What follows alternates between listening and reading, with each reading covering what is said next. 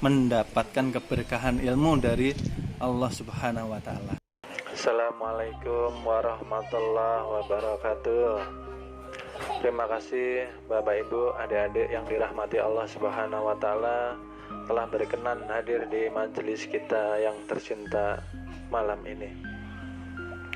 Semoga keberkahan ilmu dan hidayah Allah curahkan kepada kita semua.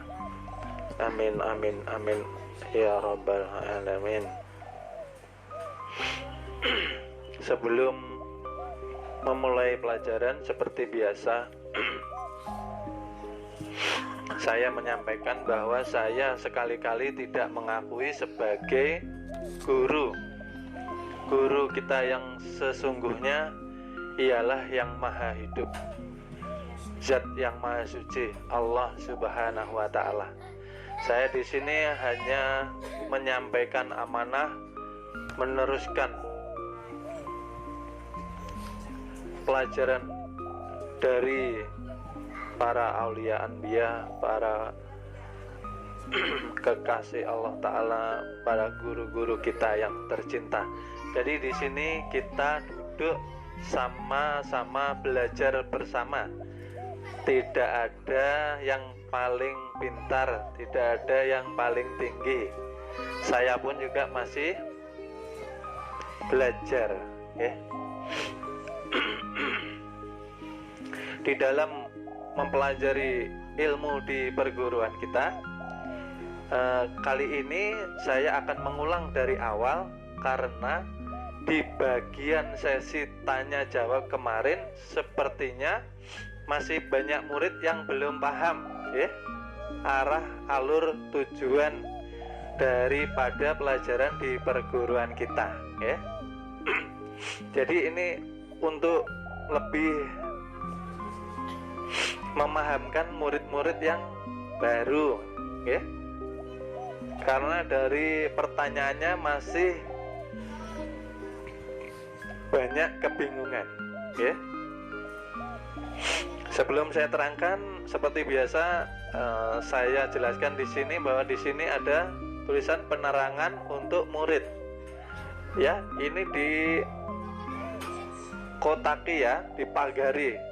Maksudnya selain murid tidak mendapatkan penerangan, ya. Dan di sini ada tulisan perguruan. Perguruan itu ialah tempat untuk menimba ilmu, ya. Ilmu adalah pemahaman yang nantinya menjadikan Allah ridho kepada kita dan akhirnya Allah memakrifatkan kita, ya. Jadi hanya Allah yang bisa memakrifatkan kita. Nah, bagaimana caranya? Nah, di sini perguruan mengajarkan, ya, saya ulangi lagi, mulai dari awal, akidah, ya. Akidah ini dikatakan ilmu atau pemahaman, ya. Ini dari sisi ruhani, ya. Maka di Islam harus mempelajari akidah dan syariah, ya. Syariah ini amalnya merupakan praktek setelah mendapatkan ilmu dan pemahaman, okay? Jadi perguruan kita mengajarkan akidah, bukan mengajarkan yang aneh-aneh, okay? Tetap kita di jalur Islam. Jadi ibadah kita, ya, seperti yang telah Rasulullah Shallallahu Alaihi Wasallam contohkan, okay? Kita tidak membuat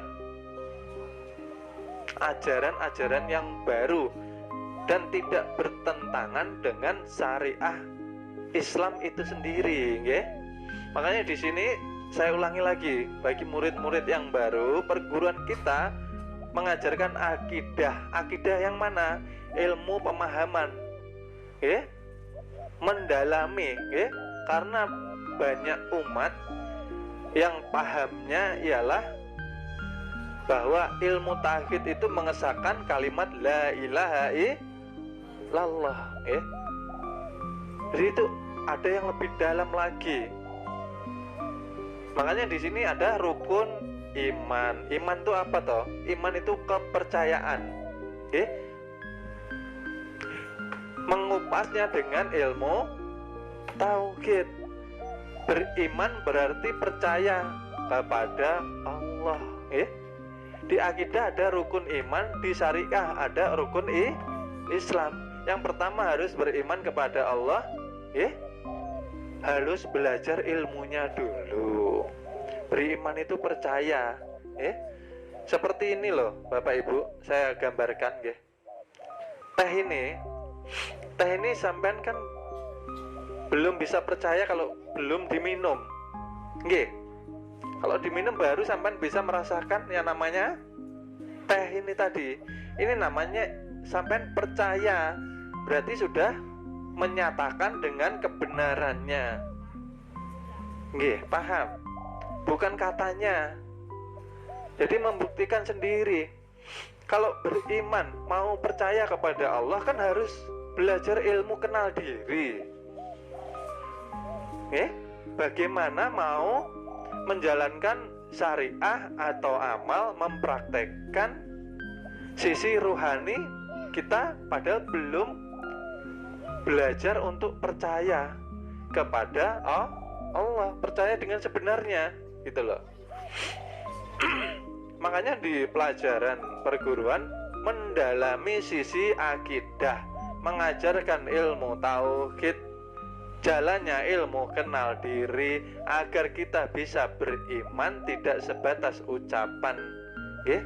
Nanti beriman kepada Allah ini kan harus dinyatakan, dipraktekkan dengan bersyahadat toh. Rukun Islam yang pertama mengucapkan kalimat syahadat. Kalimat syahadat ada dua, syahadat tauhid dan syahadat roh. Nah, jadi akidah inilah yang diajarkan Rasulullah setelah diangkat menjadi Rasulullah, dianugerahi pangkat Nabi, diangkat ketika umur 40 tahun. Selama 11 tahun Rasulullah syiar mengenalkan Allah kepada umatnya. Makanya ada perkataan awal-awal agama harus mengenal Allah Ta'ala dulu. Awal-awal agama itu harus mengenal yang disembah dulu. Kalau belum mengenal yang disembah, bagaimana kita menerapkan rukun Islam? Bagaimana kita mau menyembah belum tahu yang disembah? Contoh seperti ini. Sampean mencari alamat tetapi sampean belum kenal orangnya, tidak tahu rumahnya, kira-kira sampai atau enggak. Insya Allah enggak sampai, mesti kesasar, kan seperti itu. Nah inilah makanya Rasulullah ini berjuang syiar, mensiarkan ilmu kenal diri ini di Mekah itu loh selama 11 tahun. Setelah sempurna pengenalan kepada Allah, baru di umur 51 tahun Rasulullah di Isra Mi'rajkan untuk menerima perintah sholat, untuk menerima perintah ibadah secara zahir, karena sudah paham itu loh. Kan sekarang terbalik, syariatnya dulu dipelajari, akidahnya tidak paham. Ini kira-kira ibadah sampean diterima atau enggak? Sampean itu menyembah siapa? Badan sampean, badan kita menghadap ke kiblat, bukan kita menyembah Ka'bah, bukan kita menyembah batu. Sudah saya ulang-ulangi lagi bahwa Ka'bah itu satu cara untuk menyatukan seluruh arah tempat ibadah umat Islam di seluruh dunia. Paham ya? Nah, hati kita mi'rab, menghadap kepada Allah. Nah, disitulah prosesnya, ya. Jadi beramal, mempraktekkan sesuatu tanpa ilmu kan tidak bisa. Kan seperti itu, ya. Jadi di sini murid-murid yang saya harapkan harus paham, perguruan tidak mengajarkan syariah lagi, ya. Ini kan ilmu fikih nih, ya. Syariah ini dikupasnya, dipelajari dengan ilmu fikih, nahwu dan shorof. Itu semua sudah pintar. Makanya ada yang pertama yang bertanya, mohon maaf, sholatnya bagaimana? Sholatnya ya tetap 5 waktu harus wajib dikerjakan, tidak boleh ditinggalkan, namanya wajib, nggih. Lah terus sholat kita sholat rohani, dinamakan sholatul daim, yang berkelanjutan secara terus menerus menyempurnakan sholat 5 waktu. Jadi pengerjaannya setelah subuh ke zuhur kan kosong, di antara kekosongan itu kan kita diwajibkan untuk ibadah. Nah, ibadah itulah yang harus diisi dengan sholatul daim, mengingat Allah ketika kita duduk, ketika berdiri, ketika berjalan, dan ketika kita diam. Loh, secara terus menerus akhirnya kan nggak ada yang kosong, selalu mengingat Allah. Karena hanya ada 2, kalau tidak ingat Allah, yang diingat pasti dunia. Kalau tidak taat pasti maksiat, kalau tidak bersyukur pasti kufur. 2 itu sudah. Makanya saya ulangi lagi, perguruan sudah tidak mengajarkan ilmu syariat, karena syariat ini bagiannya sudah diajarkan, sudah pintar semua, betul lah. Jadi jangan bingung. Ibadah yang zahir secara syariat dijalankan sesuai ajaran yang sudah diajarkan dari kecil, tidak ada yang dirubah. Sekarang kita pendalamannya gitu loh. Mau ibadah harus tahu ilmunya, ilmu kenal diri. Kenal diri itu seperti apa sih? Kenal diri itu kita mengulangi lagi proses daripada penjadian diri kita. Awal dari tiada, dikatakan. Ini awalnya kita ada kan? Tidak ada, ya. Lalu Allah mengadakan badan jasmani kita dengan perantara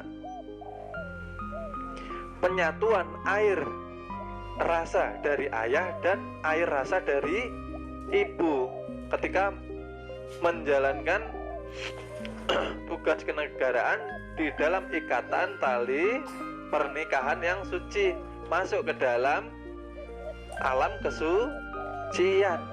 Air ayah dan air ibu masuk ke dalam alam kesucian. Selama 1-4 bulan Allah menciptakan badan jasmani kita. Tetap dinamakan Nur Muhammad Zahir, badan jasmani sampean ini loh. Berarti ini siapa yang membentuk?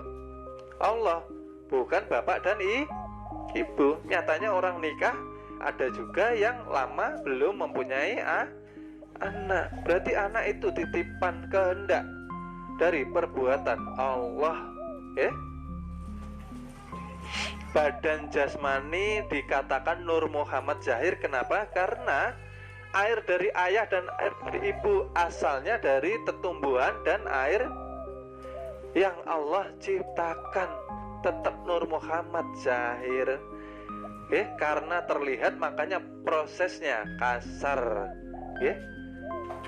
Jadi Adam maksudnya tiada. Makanya kalau mengucapkan nama suci yang pertama, berarti kita sudah memahami bahwa kita tadinya tiada. Lalu Allah mengadakan, berarti kita harus banyak bersyukur. Berarti dari ujung rambut sampai ujung kaki mutlak milik haknya Allah. Badan jasmani ditugaskan untuk beribadah, untuk berbuat baik, menebar kebaikan, menjadi rahmatan lil alamin. Loh, itu amaliyahnya nama suci yang pertama. Jadi kita sekarang setelah mengenal diri, jangan semena-mena memakai badan jasmani untuk maksiat. Nah, seperti itu loh maksudnya. Karena ya selama ini sering kita ketahui banyak umat yang merasa badan jasmaninya milik dia sendiri. Nyatanya Allah yang membentuk kok dalam Al-Quran. Firman Allah sudah menjelaskan kok. Allah membentuk badan kita selama 1-4 bulan. Berarti nyata badan ini milik Allah. Makanya kalau kita perbuat di luar daripada perintah Allah, sudah pastilah badan jasmani tidak akan selamat di alam kubur. Pasti menanggung hukum Tuhan. Dikatakan hukum sebab akibat. Dikatakan juga hukum karma. Siapa menanam dia akan menuai. Yang ditanam kebaikan pasti akan menuai kebaikan. Makanya hati-hati, amanah badan jasmani harus selalu diingat di dalam kehidupan sehari-hari. Seperti itu. Nah ini, kenal diri. Saya tuh tadinya tiada. Adam tuh kita ambil ilmu namanya, bukan Nabi Adamnya. Nama Adam nih dari ndak ada, Allah mengadakan. Lalu setelah 4 bulan Allah meniupkan ruh ciptaannya kepada jasad, batang tubuh yang tadinya belum hidup menjadi hidup, yang tadinya gelap menjadi bercahaya. Masuklah nama yang kedua. Bukan kita mengakui sebagai Nabi bukan kita mengakui, tapi kita memahami bahwa di dalam diri kita nyata nur daripada junjungan Nabi besar kita ditiupkan ke dalam diri kita. Makanya nyata manusia itu bercahaya. Maka bayi setelah ada ruhnya bisa bergerak, pasti bisa dilihat dengan alat kedokteran. Karena di rahim ibu alam kesucian ini kan gelap. Kalau tidak ada cahaya, alat tidak bisa melihat, karena tidak ada yang dipantulkan. Kalau ada cahaya, alat bisa menangkap cahaya itu. Itu nyata. Dan nyatanya manusia pun ketika sedih ataupun susah, cahayanya terpancar. Kan seperti itu. Kalau orang senang, cahayanya terang. Kalau susah, cahayanya meredup. Mengakui atau tidak mengakui itu fakta itu. Paham nggih?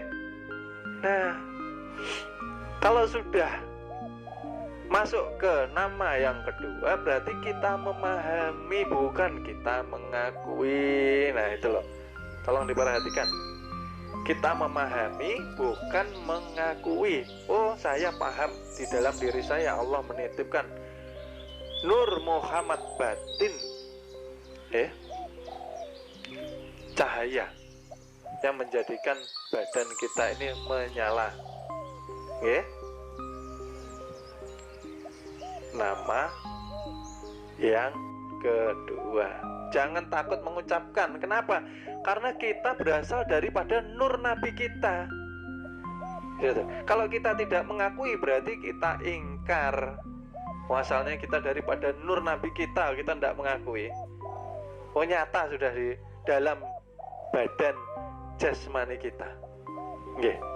Berarti kita kufur. Ruh sebagai tajalinya Nur Muhammad batin nyatanya menjadi yang keluar masuk kepada kita. Nggih.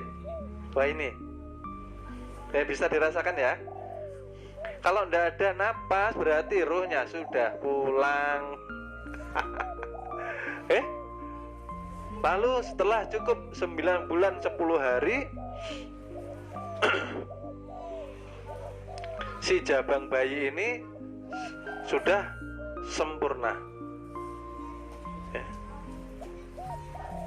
Lalu sudah bisa menerima amanah dari Allah Ta'ala. Maka bayi ini tadi menyatakan kesanggupannya. Ya Allah, ada yang berkata saya sanggup hidup selama 50 tahun di dunia. Ya Allah, saya hidup mampu bersedia 70 tahun di dunia. Ada yang mengucapkan, ya Allah, nanti saya rasakan dulu. Ketika dilahirkan ke dunia, kalau tidak enak saya pulang. Makanya ada bayi yang baru lahir langsung karena merasakan nanti di dunia ini luar biasa ujian cobaannya. Yang tidak mampu pulang. Nggih? Nah, setelah menyanggupi perjanjian dari Allah, maka lahirlah manusia sempurna. Allah sempurnakan dengan 7 sifat daripada Allah. Makanya menyebut nama suci yang ketiga jangan ragu-ragu. Bukan kita mengakui sebagai Allah, itu ndak boleh. Nggih? Kita memahami bahwa kita hidup ini badan jasmani dan rohani kita dititipi dengan 7 sifatnya Allah. Maka di sini letaknya kita harus amanah lagi. Nggih. Oh nyata loh ini sifat kita loh ya. Sifat manusia yang asli ialah mati. Nggih. Tidak berilmu, tidak bisa melihat, tidak bisa mendengar, tidak bisa berucap, apalagi berkuasa atau berkehendak. Tidak ada. Ini sifat kita, ya. Makanya tolong diresapi pelajarannya ini. Yang mempunyai daya hidup ialah Allah, Zat yang Maha Suci. Dengan hidup ini mata bisa melihat, ya. Pendengaran, telinga bisa mendengar, mulut bisa berkalam, berucap, mempunyai kehendak dan kuasa untuk bergerak, dan mempunyai ilmu untuk membedakan mana yang baik dan mana yang benar. Itu harus kita paham di dalam diri kita, itu bukan milik kita. Makanya ini harus amanah. Inilah, ini amanah. Ini bukan milik kita. Makanya diresapi pelajaran itu. Berarti nyatanya ini semua berarti yang tajali, yang nyata wujud hanyalah Allah, Jadi ketika kita sudah mengucapkan nama suci yang pertama, nama suci yang kedua, nama suci yang ketiga, kembalilah kesadaran kita bahwa kita hanya hamba.